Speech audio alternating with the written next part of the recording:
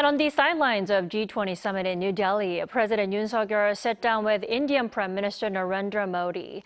As key strategic partners, they agreed to deepen cooperation in space, defense, and infrastructure. Our Kyung-eun has the details.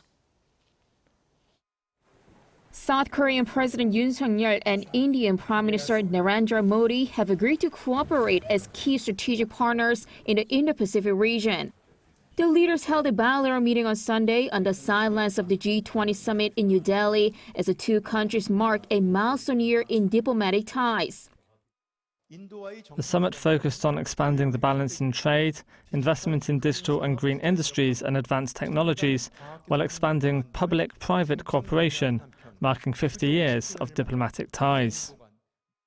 Among the key sectors will be space, on the back of South Korea's successful launch of its first homegrown space rocket Nuri in May, and India having made history by becoming the first country to land on the lunar South Pole region.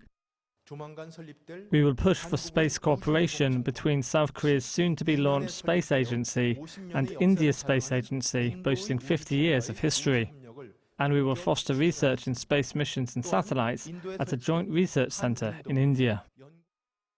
On the defense front, Yoon and Modi also agreed on South Korea's continued provision of its K-9 howitzer and expand arms trade.